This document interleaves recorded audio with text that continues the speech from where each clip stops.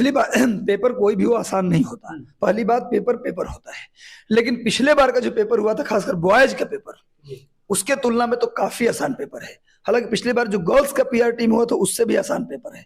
Paper ये आसान इसलिए है कि इस पेपर में अधिकांश क्वेश्चन प्रीवियस पेपर का पूछ लिया है। जिसने भी बीपीएससी का 10 ईयर लगा के जो पेपर देने गया होगा, जो भी बच्चा, उसका पेपर ये अच्छा हुआ होगा, क्योंकि बीपीएससी का जो 10 साल में पूछा गया जो सवाल है उसमें से बहुत सारे क्वेश्चन मैं देख रहा हूँ प्रीवियस ईयर से डायरेक्ट क्वेश्चन देख रहा हूं। मैं तो कंफ्यूज हो गया देख करके कि मैं पुराना पेपर तो नहीं पकड़ा हूं। कई क्वेश्चंस को मैं देखकर ऐसा मैं कंफ्यूज था, लेकिन ये आज का पेपर है। और साइंस थोड़ा सा घुमावदार पूछा है, साइंस का पेपर थोड़ा टफ है। और हिंदी मैं फिर बात करना चाहूंगा, 8 तारीख का जो हुआ था पेपर, 9, 10 का, 9 तारीख का जो 6 to 8 का हुआ था, उसी टाइप का हिंदी और अंग्रेजी क्वालिफाइंग पूछा गया है। माने हिंदी क्वालिफाइंग इस बार भी अगर कुछ बच्चों के साथ दिक्कत होगा तो हिंदी और अंग्रेजी का जो क्वालिफाइंग पेपर है 30 नंबर, वहां मुश्किल हो सकता है कुछ बच्चों के साथ, क्योंकि वो इस बार भी स्टैंडर्ड वाला पूछा गया है। लेकिन जीएस का लेवल पिछली बार की तुलना में काफी आसान है। आसान इसलिए भी है कि प्रीवियस पेपर से क्वेश्चन पूछा गया है। करंट अफेयर का पेपर भी इस बार मतलब लेवल का है, आसान लेवल का है, बहुत ज्यादा टफ नहीं है। और सबसे बड़ी बात कि पिछली बार बिहार स्पेशल के कम क्वेश्चंस थे, इस बार बिहार स्पेशल के भी 5-7 क्वेश्चन डालने की कोशिश की गई है। तो एक फायदा बिहार वाले बच्चों का होगा, जो यूपी और बिहार थोड़ा सा अदर स्टेट के बच्चों को हो सकता है उन्होंने भी पढ़ाई की होगी तो उन्होंने बेहतर किया होगा। लेकिन जो जब स्टेट स्पेशल क्वेश्चन पूछा जाता है तो स्टेट के बच्चों के लिए आसान हो जाता है पेपर। तो कहीं ना कहीं ये पेपर जो है, आज का पेपर लोगों का मेरे अनुसार बेहतर हुआ होगा।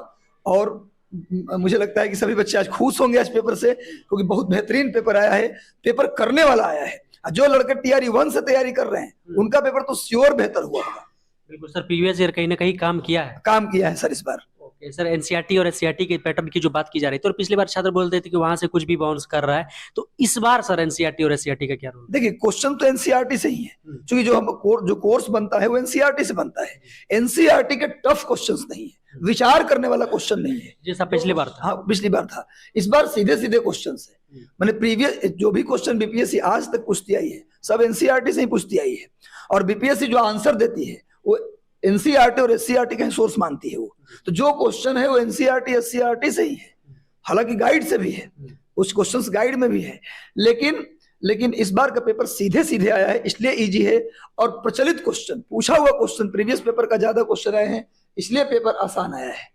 सर, आपने जिस प्रकार से 24 घंटे मेहनत करके छात्रों को पढ़ाया, तो आपके छात्र भी सर कुछ आपके तरह मेहनती थे, तो वो उन लोगों का अब सर कॉल आ रहा होगा कि हमारे इतने नंबर आए सर, हमारे इतने हमने सही किए, हमने इतने सही किए। उसको देखने के बाद, तो सर पेपर को देखने के बाद और ओवरऑल जो इससे पहले आपके पास सर फीडबैक आते हैं कि छात्रों की तैयारी ऐसी थी, इतने अगर इस लेवल के प्रश्न आते हैं तो इतने नंबर कर सकते हैं, क्या लग रहा है सर? कट ऑफ पर क्या एनालिसिस है रजनीश सर? देखिए, अभी तो मुझे ज्यादा बच्चों का कॉल नहीं आया, पर मैं कुछ बच्चों का कॉल आया है या फीडबैक आया जो पेपर मैंने देखा, उसके आधार पर जो मुझे लगा, पिछले अभी तो जब तक नहीं आएगा सभी बच्चों का एनालिसिस, तब तक कट ऑफ बताना मुश्किल है। लेकिन पिछले बार का पेपर और कट ऑफ के अनुसार बताएंगे। पिछले बार पेपर टफ, ज्यादा पार्टिसिपेंट और सीट भी उतना ज्यादा नहीं था कि बहुत ज्यादा फर्क पड़े।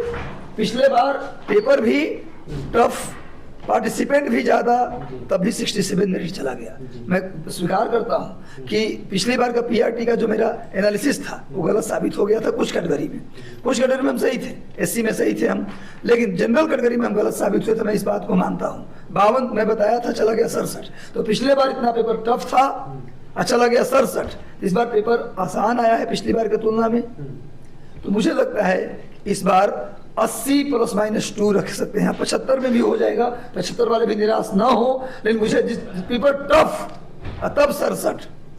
वहाँ पे number of seat, number of student भी ज़्यादा थे, अलग बात, लेकिन सर नंबर ऑफ सीट बहुत ज़्यादा थी। तो उस अकॉर्डिंग सर अगर देखें तो 80 और 85 भी जा सकते हैं। मुझे तो लगता है कि 80 ±2 रहेगा, 85 भी चला जाए तो उसमें कोई गुरेज नहीं है, क्योंकि जैसा पेपर सीट कम है, केवल जनरल कैटेगरी में सीट है, ओबीसी एससी एसटी में सीट कम है। तो ऐसे में मुझे लगता है सीट कम, पार्टिसिपेंट 1,07,000। मुझे तो नहीं लगता कि 75 से नीचे तो किसी कीमत पर नहीं जाएगा। वैसे मुझे लग रहा है 80 ±2 यदि आपने करके आया है तो आप श्योर रहिएगा आपका रिजल्ट होगा। 85 भी चला जाए तो इसमें गुरेज नहीं है, हालांकि जब तक कम से कम 1000 बच्चों का हम 85+ वाले ही सेफ हैं। हाँ, इस बार मुझे लगता है कि 85+ वाले ही सेफ होंगे जैसा पेपर आया है। हालांकि साइंस टफ है, खेल कर सकता है हिंदी क्वालिफाइंग, वो खेल कर सकता है, लेकिन पेपर आसान है, तो मुझे लगता है कि 80 प्लस माइनस 2 यदि 78 से 82 के बीच में आप हैं तो सेफ हैं जी। 85 भी चला जाए, मैं नहीं कह सकता ऐसा, लेकिन 78 से 82 वाले भी सेफ हैं। जनरल का 80 प्लस कट ऑफ जाने की पूरी संभावना मुझे लग रहा है। जो पेपर मैं देख रहा हूँ, पिछले बार से तुलना कर रहा हूँ, सीट कम है, पार्टिसिपेंट रेशियो में उसके तुलना में ज़्यादा है, तो मुझे नहीं लगता कि कम जाएगा। जैसा पिछली बार बहुत टफ कुछ पेपर था, इतना टफ कि मुझे 52 भी बोलने में लग रहा था 52 नहीं जाएगा। जब चला गया 67, तो मुझे लगता है कि बच्चे और अच्छा पढ़ाई कर रहे हैं। TRE 1 में जो फेल किए वो भी इस बार पार्टिसिपेट किए होंगे, तो बेहतर स्कोर किया होगा उन लोगों ने। तो ऐसे में मुझे लगता है कि इस बार कट ऑफ 80 प्लस माइनस 2 रहने की संभावना है मेरे अनुसार। 85 भी चल जाए तो नहीं कर सकते, लेकिन फिर भी मैं बताता हूँ, एक बार और आ जाइएगा आप। मैं जब तक बच्चों का और लोगों का फीडबैक ले लूँगा, उसके बाद आपको मैं कट ऑफ